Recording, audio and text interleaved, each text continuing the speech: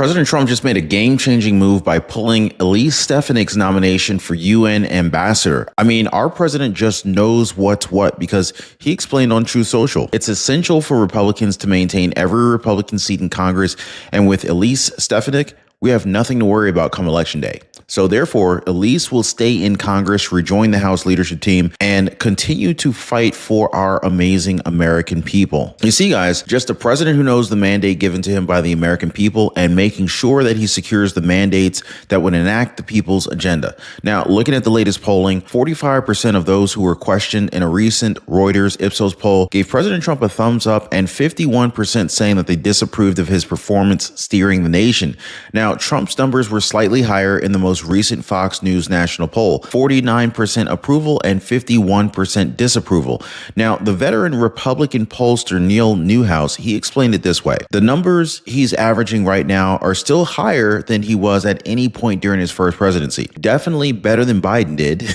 His approval rating stayed underwater starting 2021 all the way up until the end of his presidency.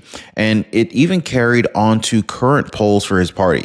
Democrats are currently polling at around 27% approval and sinking. I mean, are we really surprised when they've basically escalated into just shy of obvious support for violence? Radical left protesters are destroying cars, dealerships, and charging stations. Individual Tesla owners are sometimes tailed, confronted, and threatened. And instead of outright condemning these acts of terrorism, Democrats, more or less, seem to be cheering them on. And so this is why President Trump is making sure that these people aren't given the reins in government again. In fact, I'd call this recent Stefanik nomination withdrawal a power move from our commander-in-chief. Here, watch this. We are back here for you on Live Now from Fox. I'm your host, Mike Page. Thanks again for joining us. We do have some breaking news that we do want to bring to you as President Trump has pulled Elise Stefanik nomination for UN ambassador, citing the very slim House Republican majority. He put out this statement via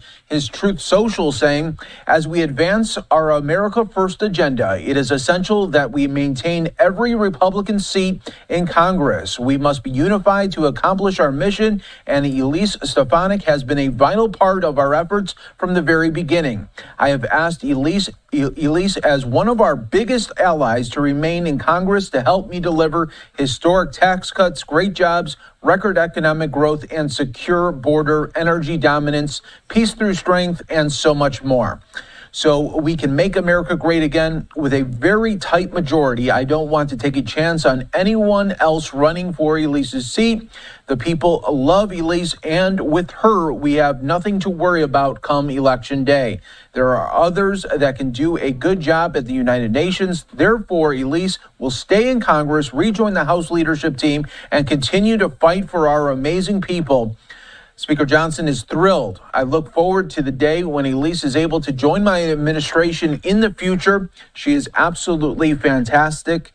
And that was the message just put out moments ago here. So she will return to her seat in Congress and rejoin the House leadership team. I mean, just think about it. Stefanik is only 40 years old. She has a great future ahead of her. So with this, Trump is basically playing strategically. He needs to make sure that the House of Representatives stays Republican. And he's transparent about it too. As he said on Truth Social, with a very tight majority, he doesn't want to take a chance on anyone else running for Elise's seat. Why? Well, because he wants to continue to fight for our amazing American people. So let's go ahead and break it down right now. Republicans hold a narrow majority in the House with 218 seats, and Democrats hold 213 seats. Stefanik hasn't resigned yet, so she's good. But otherwise, Republicans would have waited on voting for Stefanik's nomination until after the April 1st Florida special election, in which 2 GOP seats are up for grabs. Plus, there was word on the street that Democratic New York Governor Kathy Hochul was planning on slow-walking special election to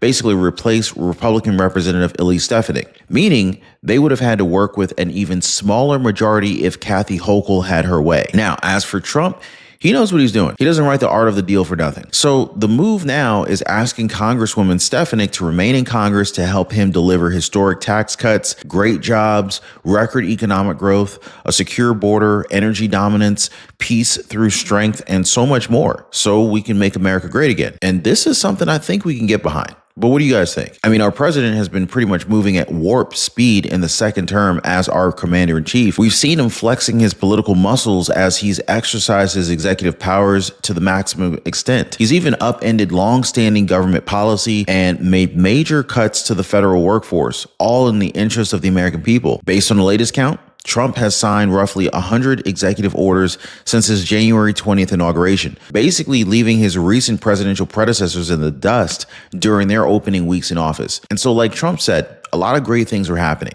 If you look at the average of all the most recent national polls that ask the president approval question, Trump's approval ratings are just below the water. Contributing to the slide, the economy and worries that Trump's tariffs on America's top trading partners will spark further inflation, something his predecessor Biden never really got over for most of his presidency. But personally, I'm not worried because we've got to see these poll numbers in context. The president's 49% overall approval rating in the Fox News polls, it matches the all-time high for Trump in the network's polling, which he last reached back in April 2020 toward the end of his first term in office. And so this is 6 points higher than where he stood at this point in the first administration. Plus, Darren Shaw, a politics professor and chair at the University of Texas, explained that the Republican Party's completely solidified behind him. The percentage of Americans who say that things are on the right track in the country has jumped to above 40% in a bunch of recent polls. I mean, sure, it's still in negative territory, but again, context, guys, because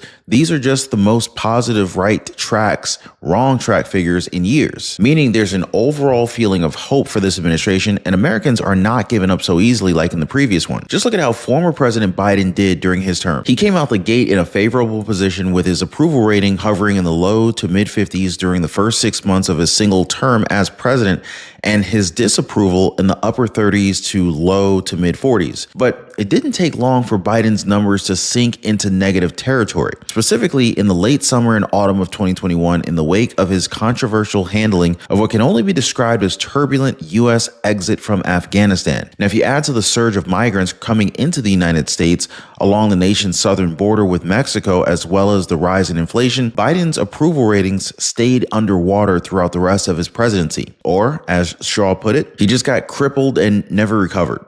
Crippled and never recovered pretty much sums up the Democratic Party these days, if you ask me. Drop a quick yes in the comments down below. Hit the like button if you guys agree. Also, subscribe to the channel and turn on notifications for more up-to-date content like this. But don't go anywhere, guys. We're diving right back into this one. So yeah, Democrats, I said they never recovered. But honestly, I think they just don't want to recover. Seriously, it's kind of like a train wreck that just keeps wrecking itself further and further. Here, watch this breakdown from Jesse Waters and you tell me if you agree. 50 years. That's not me saying it. They're saying it. And they're saying it could actually get worse. They're the most unpopular they've ever been. And remember, this party held slaves. And now they're being told to go into hiding. If you're a Democrat, I'm going to tell you the worst thing that you could do right now. Speak for that guy party. Okay? That party's brand is in such disarray. They have no ideology. My only problem with the Democratic Party is that even the people that are good, the brand of being a Democrat is so bad. Yeah, you got to rebrand that. They shit up. The brand's so toxic that lifelong liberals aren't even staying to fight. They're moving to Ireland. Where'd they come up with that plan? In therapy. I feel on the verge of crying when I was there, when he got elected. I luckily had a plan with my therapist. Hope she's watching. Hi, Ann. And I said to her, should he be elected, which none of us thought was going to happen, I need a plan. And the plan was always and only Ireland. The Democrats who are staying don't have a plan. Axios says, talk to 20 Democrats and you'll find each one has a different theory on why they lost. And Rosie's theory is a conspiracy theory. So I would hope that that would be investigated and that we would see whether or not it was an anomaly or something else that happened on election night in America when Kamala Harris was filling up stadiums with people who supported her. And Donald Trump was not able to do that. She sounds like Trump. Biden didn't win. Did you see my crowds? It's hard to win if you don't know why you lost. And George Clooney's out there saying, don't look at me. Looking back on that, happy you did it? Yeah, I'll make it kind of easy. I was raised to tell the truth. I had seen the president up close for this fundraiser, and I was surprised. And so I feel as if there was a lot of profiles in cowardice in my party through all of that. And I was not proud of that. And I also believed I had to tell the truth. Clooney just said his party's full of lying cowards, and he calls himself brave for telling the truth. Well, I guess he's brave because you're not allowed to tell the truth in his party. And if you do, they take you out. But the rest of the country didn't need Clooney to tell them Joe was toast. We knew it for years. And we don't need a permission slip from Barack to tell the truth. Suddenly, all these Democrats want credit for telling the truth when the stakes are low. Bernie just came out and said his party's trash.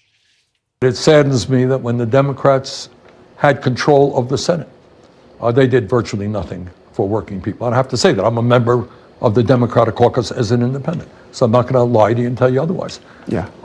And since then, do I think the Democrats have been effective in rallying the American people in stopping Trump's movement toward oligarchy and authoritarianism? No, I don't. Burn Dog just told the country, walk away from the Democrat Party and be an independent. But Bernie's just as big of a hypocrite as Clooney. Bernie never said any of this when Democrats were in power. Now he wants Chuck's head on a platter. MoveOn.org says it's time to move on from Schumer. They say their frustrations are at a boiling point, and if nothing changes, donors are ready to yank their funds out. Schumer can smell the coup coming. Leader Schumer, are you feeling pressure to step down? Look, I'm not stepping down. And let me just say this, Kristen. I knew when I cast my vote against against the government shutdown that there'd be a lot of controversy, and there was. Chuck's wounded, the clock's ticking, and the Bernie bros smell blood. The progressives are primarying the old timers. Watch. Donald Trump and Elon Musk are dismantling our country piece by piece. And so many Democrats seem content to just sit back and let them. So I say it's time to drop the excuses and grow a spine. I'm Kat Abou-Ghazaleh, and I'm running for Congress in Illinois' 9th District. That woman right there, Kat, she used to work at Media Matters. She used to clip things we said on Fox and try to get us all fired. Now she's running for Congress.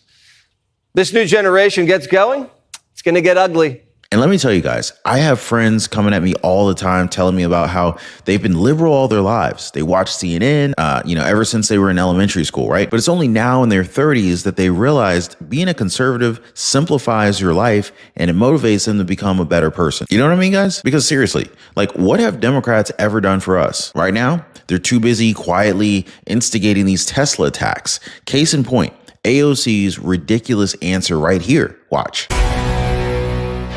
All right, the FBI investigating the bombs found in a Tesla showroom in Austin as protesters prepare for their Tesla takedown day of action this week. Here's AOC on who she's blaming for the violence against Teslas.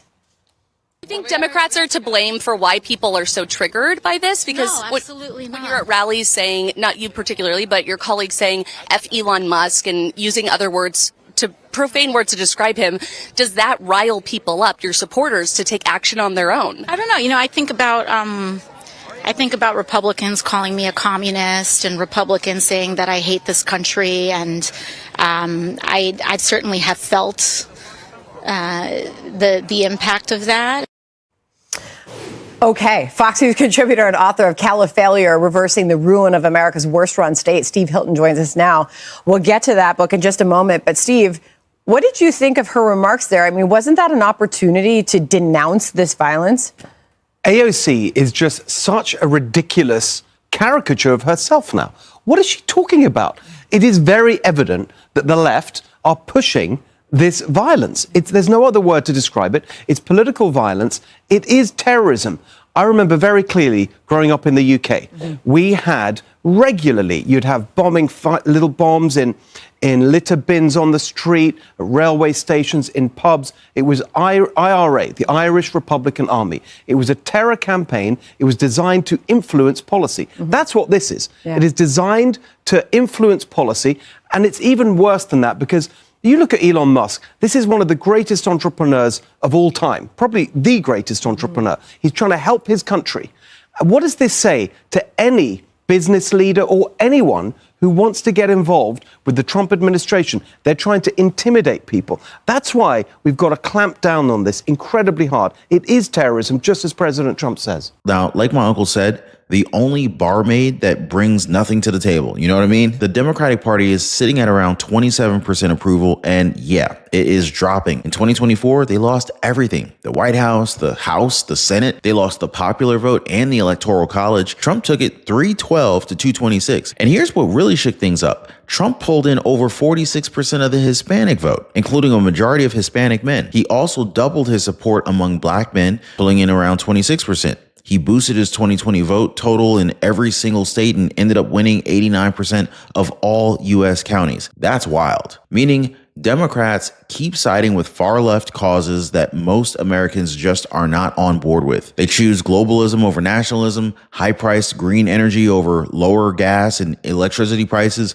open borders with 12 million undocumented immigrants over any kind of real border security. They've barely acknowledged our over $36 trillion in national debt or the fact that America's lost global deterrence. And now we're staring down two major wars. They stay quiet on unfair trade and massive deficits instead of promoting MLK's dream of judging people by character, laser focused on identity politics, and basically corrupted the Black Lives Matter movement. And let's not forget, they also backed biological men competing in women's sports, something around 80% of voters disagree with. After getting absolutely wrecked in 2024, Democrats, they had two options: pivot toward the center and win back Gen Z, black men, Hispanics, and independents, or work with Trump on shared wins. Instead, they went full resistance mode with a side of street theater. Democrat senators filmed a group video where they all repeated the word shh. Just kind of was like it was an edgy slogan. In the House, Democrat women shot an ad dressed like ninjas,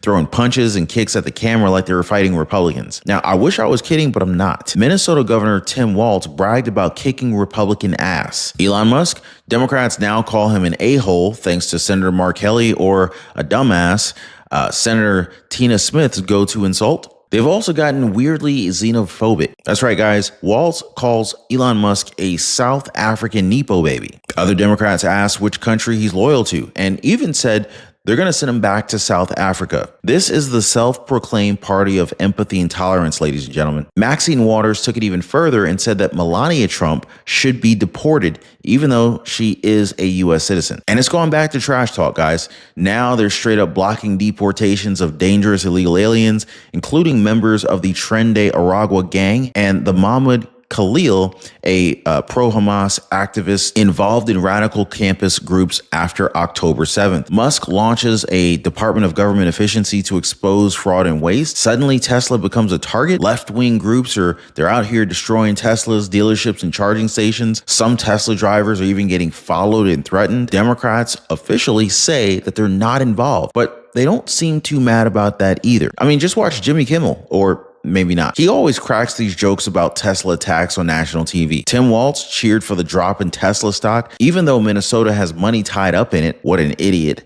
Not to mention the thousands of Americans that they give jobs to. Do Democrats care? Sure doesn't seem like it. Congresswoman Jasmine Crockett straight up said Elon Musk must be taken down. Then she talked about physically assaulting Senator Ted Cruz, saying he needs to be knocked over the head. And yeah, she also mocked wheelchair-bound Texas Governor Greg Abbott, calling him Governor Hot Wheels and saying that the only thing that's hot about him is that he's a hot-ass mess. Former Representative Jamal Bowman also called Elon Musk a Nazi and an incompetent thief. Representative Al Green got censured after trying to shut down Trump's speech by yelling and shaking his cane on the House floor.